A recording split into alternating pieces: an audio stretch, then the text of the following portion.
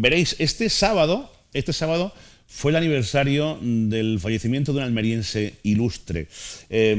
Una almeriense que algunos pensarán que muy reconocida en Almería. Yo creo que falta todavía por reconocer la figura, la persona, pero bastante, de Carmen de Burgos. Me acompaña Ángela Sánchez. Ángela es la autora de este libro, La Dama Roja, un ensayo, biografía sobre la insigne Carmen de Burgos. Ángela, muy buenas tardes. Muy buenas tardes, Alfredo. Bienvenida. Bien hallados. Bienvenida. ¿Estás cómoda? Estoy muy cómoda.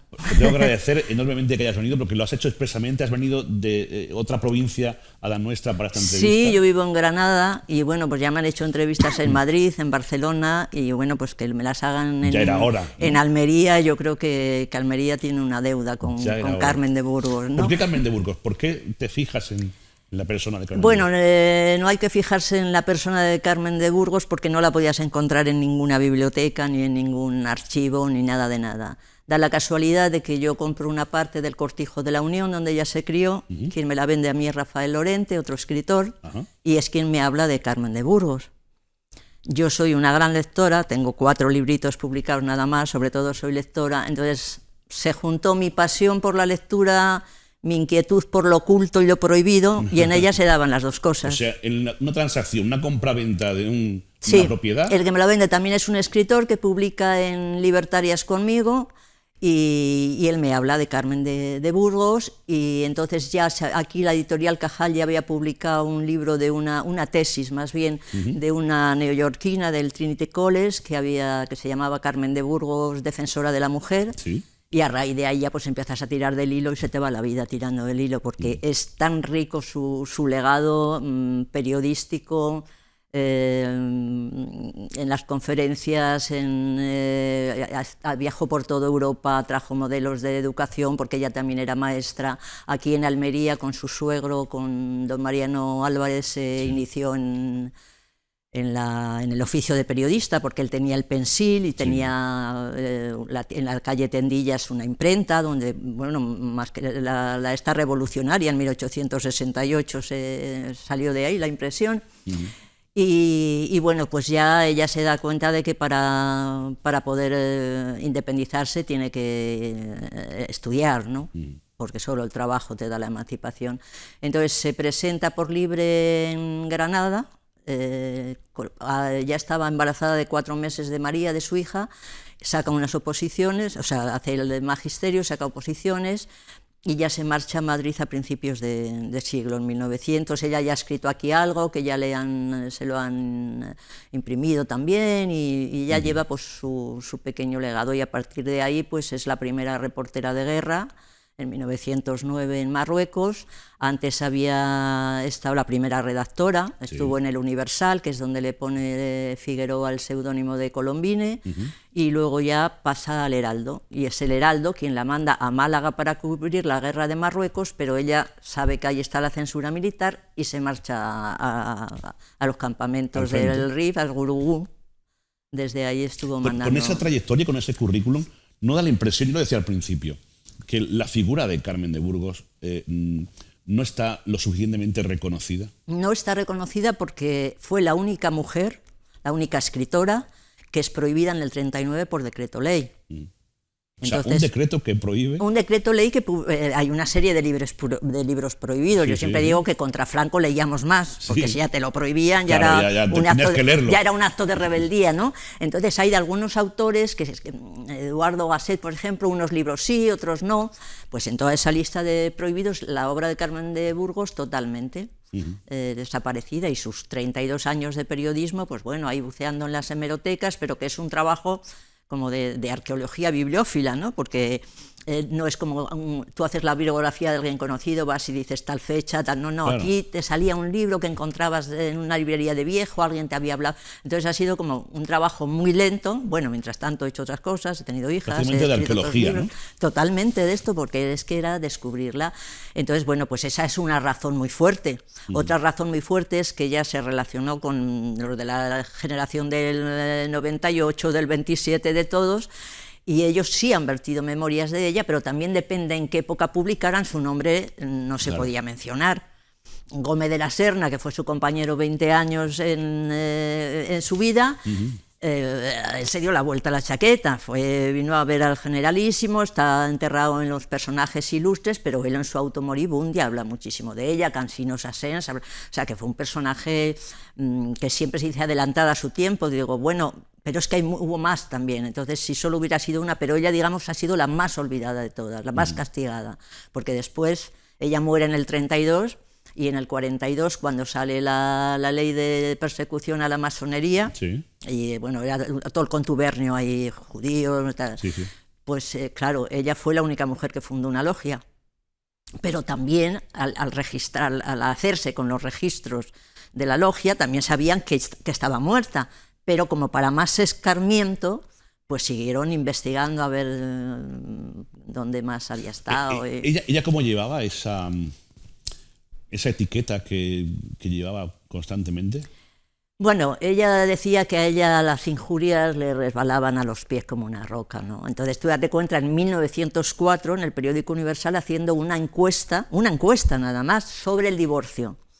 A Machado, a Unamuno, a todos los personajes políticos, literarios y de otros ámbitos, ¿no? Era una encuesta nada más. Sí, sí. Pero claro, hubo un tiempo que ahí ya se tuvo el título de la divorciadora.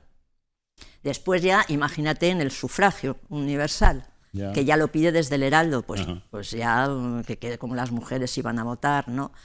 Y todo pues tenía que romper, abrir brecha. Entonces si iba a andar con que a ver qué piensan de mí, pero se lo ponían, tuvo mucho éxito y fue muy vilipendiada porque hacía cosas que no eran lo normal.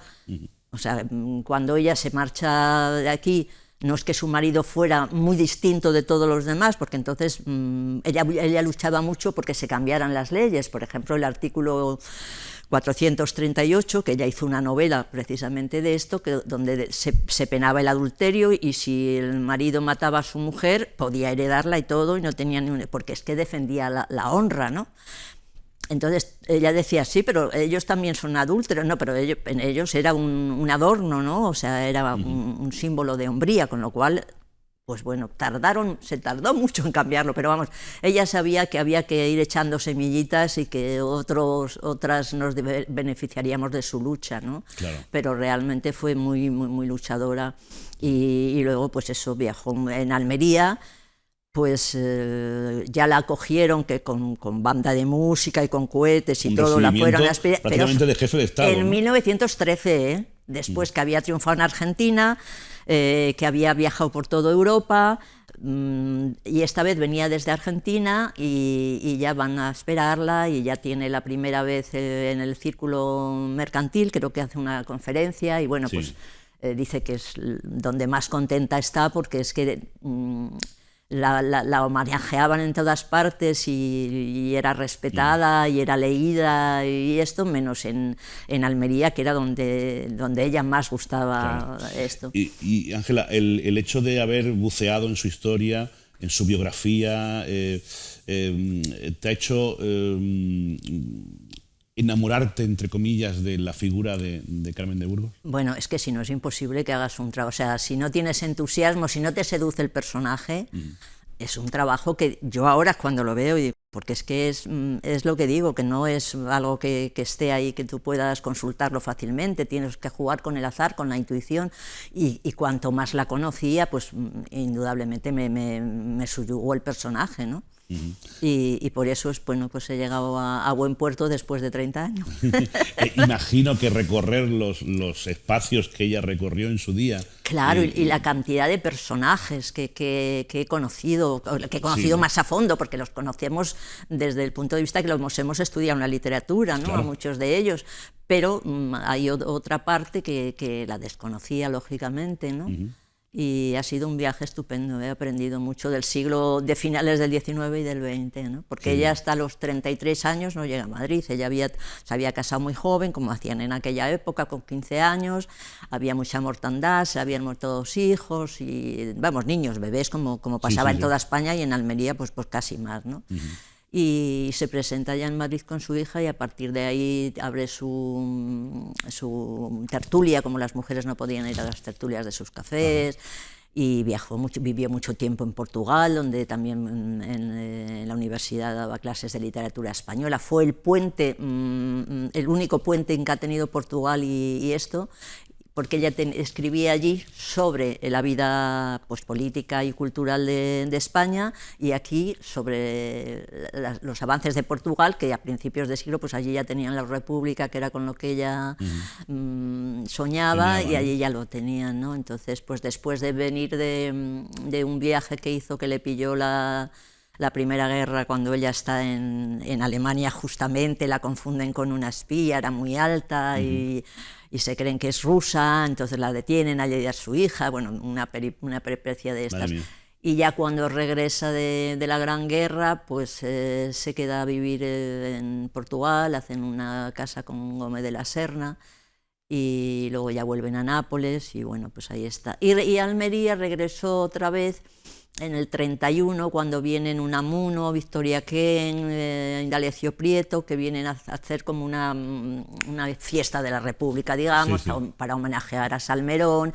Ha pasado también lo de Fermín, ¿cómo se llama?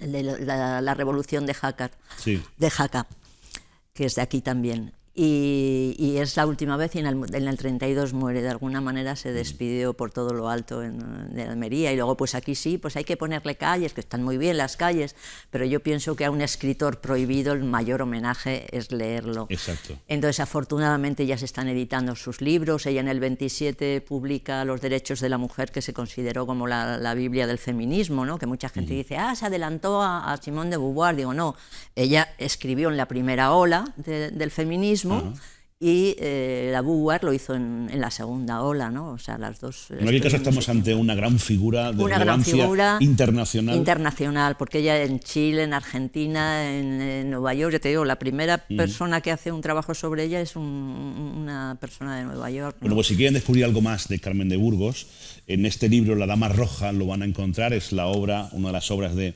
Ángela Sánchez, que por cierto se va a presentar, me comentabas antes fuera de cámara, que hay previsto una presentación en Rodalquilar. En Rodalquilar, sí, en esas estamos ahí en la sala Carmen de Burgos, precisamente, que tienen en el Hotel Naturaleza.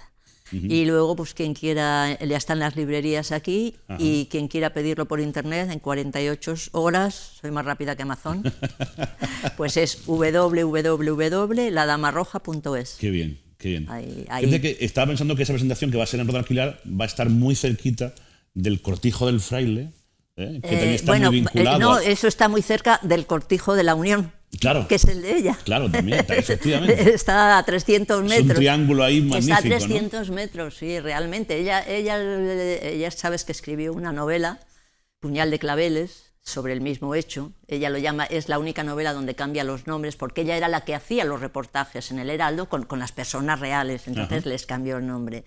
Y ella, la acción sí la coloca ahí, pero lo llama el Cortijo del Monje, en lugar del Cortijo del Fraile. Luego se hizo famoso el Cortijo del Fraile, pero se hizo famoso por el hecho luctuoso de que había habido un crimen, porque Lorca no lo sitúa ahí. Lorca sitúa Bodas de sangre en una cueva de Guadix. Pero bueno, pues mira qué bien. Y Carmen de Burgos lo escribió antes, lo publica en el año 31 y Bodas de sangre en el 34. Cierto. Entonces yo los fundo ahí los dos, porque hay... Una escribe una novela y el otro escribe un esto. Pero luego hay un poco con los estudiosos, con los que volvemos a resucitar cosas, pues que me llama la atención, ¿no? Y es el hecho de que un estudio sobre cómo se gesta Bodas de sangre en Lorca, los que hacen el estudio, que son personas muy, muy buenos ensayistas, todo muy bien documentado, pero cuando se habla de que hay que ver la semejanza que hay entre... Bodas de sangre y el reportaje del periodista del Heraldo, no, perdón, la periodista se llamaba fulanita de tal, o sea, no es que yo haga una crítica, simplemente es que si vamos a poner las cosas, pues vamos a ponerlas claramente, ¿no? Pero que bueno, por lo demás yo realmente creo que es un personaje digno de que Almería... Después de 99 años ya que murió, yo creo que ya... Va tocando, sí, va tocando. Si había algún problema, pues que La Dama Roja, quedaos con el nombre y buscarlo. Vamos, como bien decía, el mayor homenaje es leer su obra o leer obras que tengan que ver con el descubrimiento de pero su con figura. ella tiene más de 150 novelas, entre largas y cortas, o sea que hay para todos los gustos. Además, nada del humano le fue ajeno. Carmen de Burgos tocó todos los sectores de la población, desde ahora mismo, como se está luchando por los LGTB, ella escribió una novela, Ellas y ellos y ellos y ellas, que trataba de cómo, de qué mal lo pasaban porque o eran enfermos o estaban muy maltratados, ¿no? Y vamos, de todo tipo de cosas. Porque pues Ángela, avísanos cuando se la presentación, cuando se cierre la fecha en Rodalquilar para anunciarlo y para que todo el mundo lo pueda conocer. Perfecto, pues muchas gracias. Ha sido un placer estar aquí.